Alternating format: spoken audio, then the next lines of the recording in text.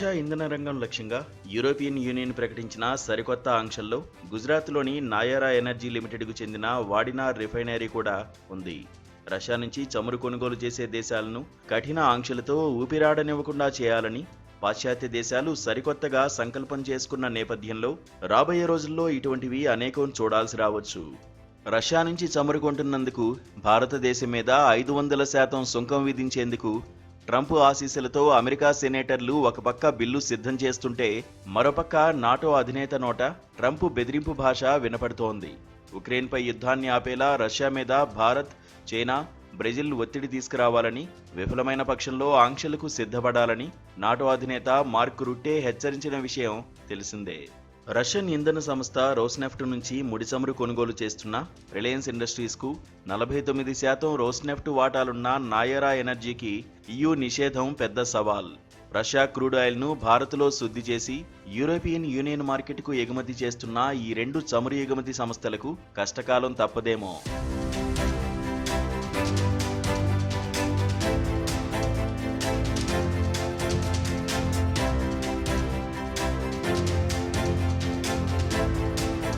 నాయారాలో Rosneft సహా పలు Russian పెట్టుబడులు గణనీయంగా ఉన్నందున అది ప్రధాన లక్ష్యమై ఉండవచ్చు. రష్యా నుంచి ఏ కంపెనీ ఎంత ముడి చమురు దిగుమతి చేసుకుంటుందో, శుద్ధి చేసిన తర్వాత ఎవరికి ఎంత ఎగుమతి చేస్తుందో మన ప్రభుత్వం గుట్టు విప్పదు. రష్యా చమురు బావుల్లో నుంచి తోడేసిన ముడి చమురులో 80% భారతదేశానికే చేరుతోందని, ఈ ఏడాది జూన్ వరకు 231 మిలియన్ బ్యారెల్స్ ముడి చమురును భారత్ కొనుగోలు చేస్తే అందులో దాదాపు సగం రిలయన్స్, నయారాకు అందిందని అంటారు. ఇప్పుడు రోస్నెఫ్ట్, UCP వంటి రష్యన్ సంస్థలు నయారా ఎనర్జీని రిలయన్స్కు విక్రయించే ప్రతిపాదనలు చేస్తుండగా EU ఆంక్షలు తెరమీదకు వచ్చాయి. ఓ 10 ఏళ్ల పాటు రోజుకు 5 లక్షల బ్యారెళ్లు దిగుమతి చేసుకోవడానికి రష్యాతో రిలయన్స్ ఏడాది క్రితమే మరో భారీ ఒప్పందం చేసుకున్న విషయం తెలిసిందే. భారత్లో శుద్ధి చేసిన రష్యన్ ముడి చమురు యూరోప్కే పెద్ద ఎత్తున ఎగుమతవుతున్నప్పటికీ పాశ్చాత్య దేశాలు అడపాదడపా మనల్ని తప్పుపట్టడం ఈ యుద్ధకాలమంతా జరుగుతున్నదే.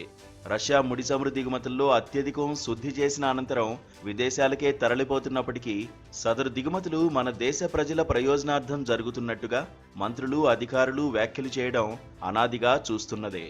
భారత్ నుంచి EUకు శుద్ధి చేసిన పెట్రోలియం ఎగుమతులు ప్రతి ఏటా రెట్టింపవుతున్న విషయం గమనించాలి. ఉక్రెయిన్ రష్యా యుద్ధానికి ముందు భారత్ మొత్తం చమురు దిగుమతుల్లో రష్యా వాటా 1% కంటే లేదు. యుద్ధం మొదలు కాగానే పలు రాయితీలు, మినహాయింపులతో రష్యా చౌకగా అందించిన చమురుతో భారత్ లబ్ధి పొందుతూ వచ్చింది. అడ్డు అదుపు లేకుండా చమురు తోడి చౌకగా అమ్మి యుద్ధాన్ని బలంగా సంవత్సరాల పాటు రష్యా కొనసాగించగలుగుతున్న నేపథ్యంలో ఆయిల్ మీద ఆంక్షలతో రష్యాను నిర్వీర్యం చేయాలన్న మరో ప్రయత్నం ఇది.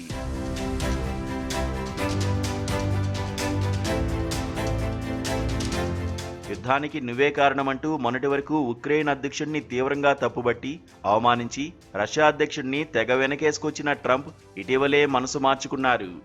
అధికారంలోకి వచ్చిన కొద్ది గంటల్లోనే యుద్ధాన్ని ఆపగలిగానన్న ట్రంప్ తన మాట పూచికపుల్లలాగా తీసిపారేస్తున్న పుతిన్ మీద అలిగారు, ఆగ్రహించారు. ఆయుధాలతో జెలెన్స్కీని బలోపేతం చేయాలని, ఆంక్షలతో పుతిన్ను నిర్వీర్యుడిని చేయాలని సంకల్పించారు. నిన్నటి వరకు నోరు విప్పడానికి జడిసిన నాటో, EU నాయకులంతా ఇప్పుడు ట్రంప్ అండ చూసుకొని రష్యా మిత్రదేశాలను బెదిరిస్తున్నారు.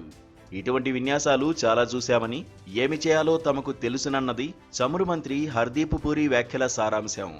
ఆంక్షలు విధిస్తామని మనను బెదిరిస్తున్న ఈ దేశాలు రష్యా నుంచి ఒక పూట దిగుమతి చేసుకుంటున్న చమురు ఉత్పత్తులు మన 3 నెలల దిగుమతులతో సమానమని ఆయన ప్రకటించారు. రష్యా నుంచి ముడి చమురు దిగుమతి చేసుకుంటున్న దేశాలను ఆంక్షలతో దెబ్బతీయాలన్న ప్రయత్నం అంతిమంగా ప్రపంచ చమురు మార్కెట్ను కుప్పకూలేట్టు చేస్తుందని గ్రహించాలి.